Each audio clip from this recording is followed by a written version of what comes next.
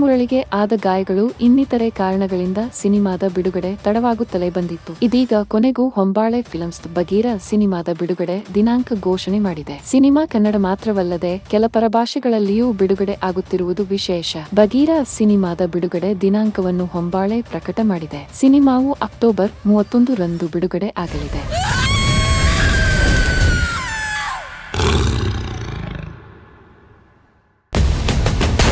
ಕನ್ನಡ ಮಾತ್ರವಲ್ಲದೆ ತೆಲುಗು ಹಾಗೂ ಮಲಯಾಳಂ ಭಾಷೆಯಲ್ಲಿಯೂ ಸಹ ಈ ಸಿನಿಮಾ ತೆರೆಗೆ ಬರಲಿರುವುದು ವಿಶೇಷ. ಬಿಡುಗಡೆ ದಿನಾಂಕ ಘೋಷಣೆಗೆ ಬಳಲಾಗಿರುವ ಪೋಸ್ಟರ್ನಲ್ಲಿ ಕಪ್ಪು ಬಣ್ಣದ ಮಾಸ್ಕ್ ಗಮನ ಸೆಳೆಯುತ್ತಿದೆ. ಬಗೀರ ಸಿನಿಮಾದಲ್ಲಿ ಶ್ರೀಮುರಳಿಗೆ ಎದುರಾಗಿ ರುಕ್ಮಿಣಿ ವಸಂತ್ ನಾಯಕಿಯಾಗಿ ನಟಿಸಿದ್ದಾರೆ. ಸಿನಿಮಾದಲ್ಲಿ ಪ್ರಕಾಶ್ ರೈ, ಅಚ್ಯುತ್ ಕುಮಾರ್, ರಂಗಾಯಣ ರಘು, ಗರುಡ ರಾಮ್ ಇನ್ನೂ ಮುಂತಾದವರಿದ್ದಾರೆ. ಸಿನಿಮಾದ ಕಥೆಯನ್ನು ಪ್ರಶಾಂತ್ ನೀಲ್ ಬರೆದಿದ್ದಾರೆ. ಚಿತ್ರಕಥೆ, ಸಂಭಾಷಣೆ ಬರೆದು ನಿರ್ದೇಶನ ಮಾಡಿರುವುದು ಸೂರಿ. ಸಿನಿಮಾದ ಬಿಡುಗಡೆ ದಿನಾಂಕ ಪೋಸ್ಟರ್ನಲ್ಲಿ ಪ್ರಶಾಂತ್ ನೀಲ್ ಹೆಸರು ಹೈಲೈಟ್ ಆಗಿದೆ. ಪೋಸ್ಟರ್ ನೋಡಿದವರು ಪ್ರಶಾಂತ್ ನೀಲ್ ನಿರ್ದೇಶನ ಎಂದುಕೊಳ್ಳುವಂತಿದೆ ಡಿಸೈನ್. ಬಗೀರ ಸಿನಿಮಾದ ಟೀಸರ್ ಕಳೆದ ವರ್ಷ ಡಿಸೆಂಬರ್ನಲ್ಲಿ ಬಿಡುಗಡೆಯಾಗಿತ್ತು. ಸಿನಿಮಾದ ಟೋನ್, ಕಲರ್ ಥೀಮ್ ಕೆಜಿಎಫ್ ಮಾದರಿಯಲ್ಲಿಯೇ ಇರುವುದು ಟೀಸರ್ನಿಂದ ಗೊತ್ತಾಗುತ್ತಿತ್ತು. ಟೀಸರ್ ಬಿಡುಗಡೆ ಮಾಡಿ ತಿಂಗಳುಗಳ ಬಳಿಕ ಈಗ ಸಿನಿಮಾದ ಬಿಡುಗಡೆ ದಿನಾಂಕ ಘೋಷಣೆ ಮಾಡಲಾಗಿದೆ. ಸಿನಿಮಾದ ಟ್ರೈಲರ್ ಮುಂದಿನ ತಿಂಗಳು ಬಿಡುಗಡೆ ಮಾಡುವ ಸಾಧ್ಯತೆ ಇದೆ.